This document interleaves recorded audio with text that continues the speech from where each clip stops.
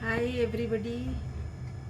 So today I'll be speaking about why I deal with Unbeatable USP like this and why I ask you to make it a Polestar for yourself. It implies that there is a specific unparalleled characteristic or benefit offered by Polestar that you find highly appealing or valuable. That is why you follow the Polestar, right? So this unique selling point might be the reason why Polestar stands out for you among other options or competitors in the industry or market. So here goes my story. I was rejected by my mother during childhood, but she might have been challenged emotionally also. So I was always challenged to do my best while she did not give me any space to do so. She also criticized when I failed. That has been extended to workplace, and so she was not the only culprit. In the shadows of my childhood, I faced a relentless storm of rejection, a tempest that shaped my journey through life. From my earliest memories, I yearned for my mother's love and acceptance, but her embrace was a distant dream, and I often found myself adrift in a sea of her expectations. I was always challenged to do my best, to excel beyond measure, but the space to discover my own capabilities was a territory forbidden to me. In the echoes of her voice, I heard the refrain, do your best or it's not enough. Failure was met with not just disappointment, but also criticism that cut deep into my young heart. Each mistake was a scar, a reminder that I was not meeting her lofty standards. The painful patterns etched in the canvas of my childhood became a part of my emotional landscape. The weight of rejection bore down on me, casting long shadows on my self worth. As I grew, the pain and pressure from my mother extended their reach beyond our home, following me into the workplace. But as the years passed, I began to recognize that she was not the sole culprit in this intricate wave of pain.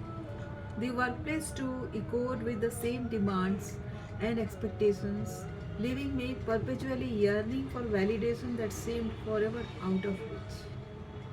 In the midst of this emotional maelstrom, I found solace in the wisdom of these words. The wounds of rejection are not easily healed, but understanding the pain of those who reject us can be the first step to our recovery. The realization that my mother too had faced her emotional challenges and had carried her own unspoken burdens brought a sense of empathy. So that was my first step towards developing empathy. I began to understand that her criticism was not solely about my failures, but a reflection of her unresolved pain. Her own journey was marked by struggles I couldn't comprehend. In this revelation, I discovered a path to forgiveness and healing. The scars of my past still remain a testament to the battles I have fought, but they are now a reminder of my resilience and my capacity for empathy. In the workplace, I have learned to navigate the pressure with a newfound strength, recognizing that the weight of expectation is not solely my burden to bear. In the end, my pain story is a tapestry of rejection, criticism, and unmet expectations. But it's also a testament to my capacity for understanding, forgiveness, and the enduring hope for a future where the wounds of the past no longer dictate my worth. In the tumultuous seas of my workplace, the echoes of my childhood rejection reverberated, creating a relentless struggle for acceptance and validation. My experiences in the workplace felt like an extension of the pain I had known throughout my childhood. The demand for excellence was unrelenting, and the expectation to constantly improve myself seemed insurmountable, just as my mother had critiqued my every failure. My professional life was marked by a similar pattern of criticism. Each mistake, every setback was met with a barrage of negative feedbacks. The workplace culture I found myself in mirrored the high standards and judgment I had faced at home.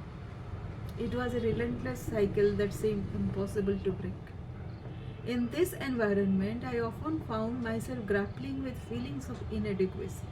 The fear of failure, etched into my psyche during my upbringing, clung to me like a shadow. The pressure to succeed was suffocating, and the need for validation became an all consuming pursuit. It was during these challenging moments that I clung to the words of wisdom that had guided me throughout my journey. Understanding the pain that drove my mother's criticism allowed me to glimpse beneath the surface of my workplace challenges. I began to realize that the relentless pursuit of excellence was not a reflection of my worth but a symptom of a larger culture that placed immense demands on its members. With this newfound perspective, I embarked on a journey of self recovery. I recognized that the scars of my past didn't define me. They were part of my story, but not entirety of it. I began to shed the weight of external expectations and seek validation from within. Over time, I learned to navigate the workplace with a sense of self-assuredness and resilience. I understood that the relentless pressure to excel was not a burden I had to carry alone. It was a collective challenge that many faced. As I forged my path, I discovered the power of self compassion and the ability to extend empathy to those around me. I recognized that the wounds of rejection and criticism ran deep, but they also held the potential for growth and transformation. My workplace experiences, marked by the echoes of my childhood pain, had become